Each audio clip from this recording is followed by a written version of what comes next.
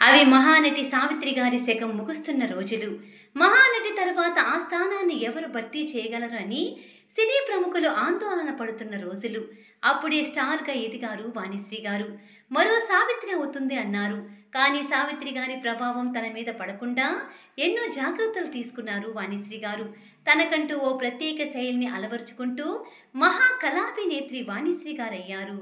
పల్లెటూరి పొగరుబోతు పాత్ర, మధ్యతరగతి అమాయక యువతి పాత్ర వరకు ఆమె రూపం ఆ పాత్రలకు ప్రతిరూపమయ్యింది.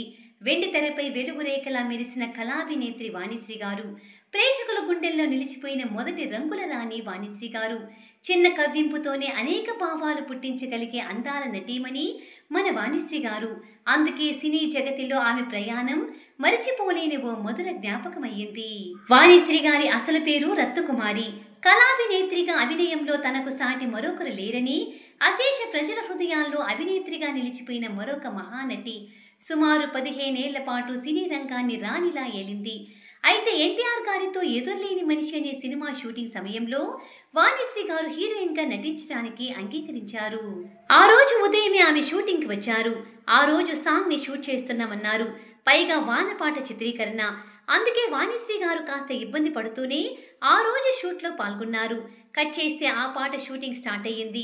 ఆ పాటలోని ఒక స్టెప్ చాలా వల్గర్గా ఉంది. దాంతో ఆ స్టెప్ చేయనని వాణిశ్రీ గారు తెగేసి చెప్పారు. దర్శక నిర్మాతలు అంగీకరించలేదు. డబ్బు తీసుకునేటప్పుడే ఉండాలి ఇవన్నీ అని వాళ్ళు దెప్పు పొడిచారు. వాణిశ్రీ గారి మనసు గాయపడింది. నేరుగా ఎన్టీఆర్ గారి వద్దకు వెళ్ళి ఇదే విషయాన్ని సీనియర్ ఎన్టీఆర్ గారికి చెప్పింది. ఎన్టీఆర్ గారు ఆమె మాటలన్నీ విని, చూడండి వాణిశ్రీ గారు, ఆ స్టెప్ మీరే కాదు నేను కూడా చేస్తున్నాను. నిర్మాత అప్పు తెచ్చి సినిమా చేస్తున్నాడు. మనం ఇలాంటి చిన్న చిన్నవి చూసి చూడనట్లు వెళ్ళిపోతున్నట్లు ఉండాలి. అప్పుడే సినిమా పూర్తవుతుందని ఎన్టీఆర్ గారు చెప్పారు. అయితే ఎన్టీఆర్ గారి మాటలు వాణిశ్రీ గారికి నచ్చలేదు. ఎన్టీఆర్ గారు నచ్చ చెబుతున్నా ఆమె అక్కడి నుంచి లేచి వెళ్ళిపోయింది. కానీ మరుసటి రోజు ఏం చేయలేక ఆ స్టెప్ తనే వేసింది. అయితే ఆ తర్వాత ఆమె చిన్నగా సినిమాలు తగ్గిస్తూ వచ్చింది. అంతలో ఆమె డాక్టర్ కరుణాకర్ని పెళ్లి చేసుకుని సెటిల్ అయ్యింది.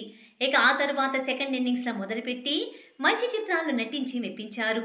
అలాగే బుల్లితెరపై ప్రేమ్ నగర్ అంటూ టీవీ ప్రేక్షకులను కూడా అలరించారు.